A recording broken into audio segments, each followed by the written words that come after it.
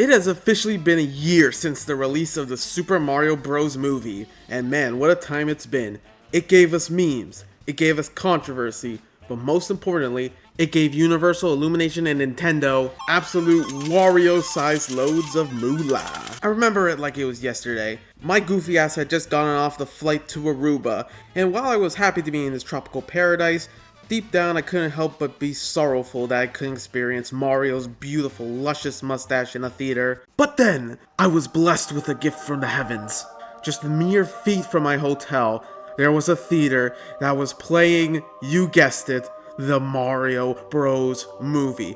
And just like that, I was able to have the experience of my damn life. Holy shit, they're playing the Mario Galaxy credit theme. I think it's safe to say that it was an experience that changed me forever. And I swore that I would never say anything negative about this movie for as long as I live. Now it's been a year, and I mean, yeah, I guess it's pretty okay still, I guess. It's kind of gotten worse every time I've rewatched it. Don't get me wrong, I still love this movie for Mario bias alone. The reason why I feel like I love it so much is because it really comes off like it was made by people who are passionate for Mario, as passionate as the fans that fuel the franchise. It doesn't feel half-assed like the people who made the movie didn't give two shits about the source material, like this. It genuinely came off as a passion project and a love letter to Mario fans the world over. From Easter eggs left and right, to beautifully orchestrated rendition of classic Mario tunes, to tons of cameo appearances from across the Mushroom Kingdom, the levels of fan service packed in this is something I could have never even dreamed of. With that said, remember how I said that there was beautifully orchestrated music of classic Mario tunes? Well, I hate to burst your bubble, but unfortunately this wouldn't be a Universal movie without some forms of shamelessness. As you all probably know by this point, instead of using pre-recorded orchestrated scores in certain scenes that were made from the movie, Illumination decided to replace those songs with generic pop music that you've heard about a bajillion times in every single movie.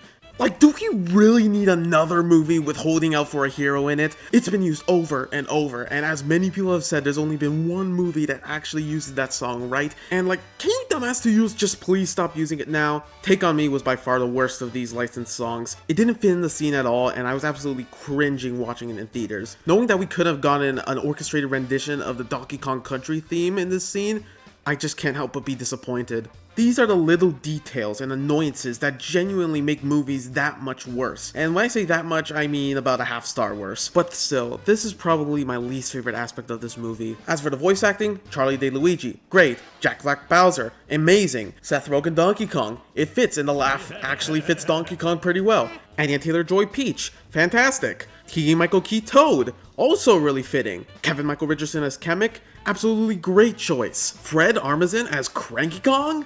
Well, I don't hate it as much as a lot of other people do. There's no doubting that it was probably one of the worst voices in the entire movie. Nothing against him, of course. But all in all, Illumination absolutely cooked with their casting choices. And then there's Chris Pratt.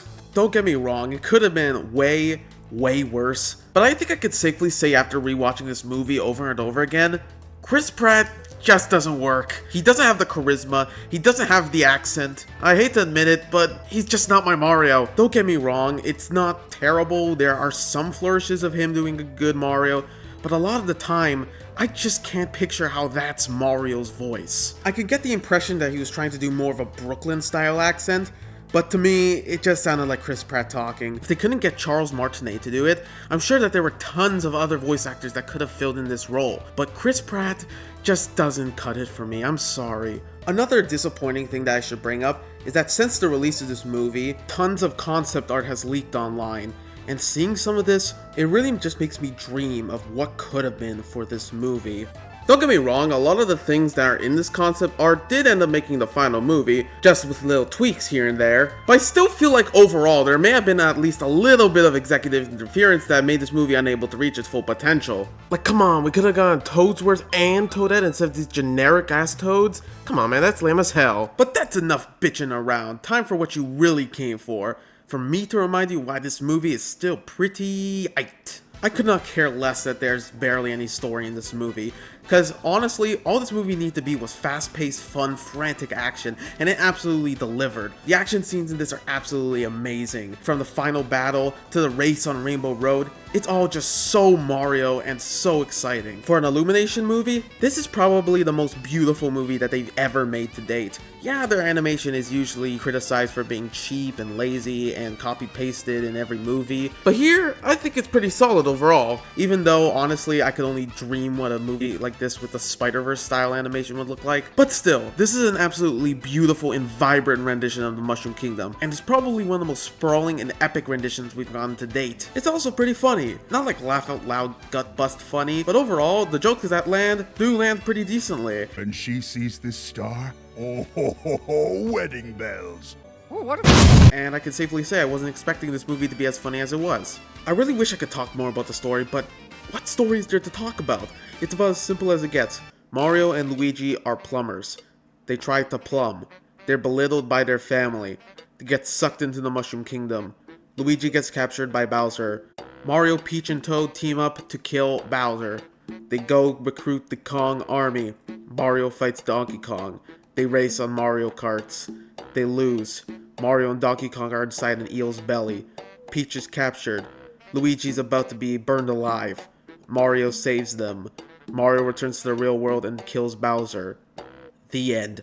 But also, King Bob and King Boo, oh my god! But as I said, all this can obviously be ignored because the set pieces and the locations in which the characters travel to are just so fun and memorable. Another thing I absolutely love is Mario and Luigi's bond in this movie. You know, you see so many theories out there that Mario is a spiteful brother and he hates Luigi, but this movie is just a beautiful reminder that deep down, they care for each other more than anything in the world. Also, we see Mario's family. It doesn't really have anything to do with the quality of the movie itself, it's just neat to get some new Mario lore. Also, it gave us the legendary line, I think you're skibbity. I still can't believe this is potentially Charles Martinet's last character in Nintendo media. Really sad to see him go, I still miss him. But at least he went out on a high note. Oh yeah, I almost forgot to talk about Bowser. Jack Black steals the goddamn show in this movie. His Bowser's intimidating, full of style, and Peaches.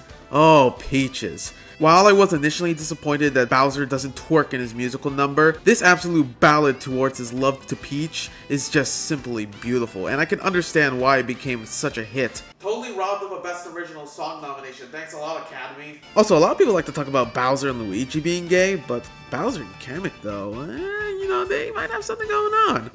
This has been going on for way too long, hasn't it? So, in conclusion, has my opinion on the Mario movie changed at all since I first watched it a year ago?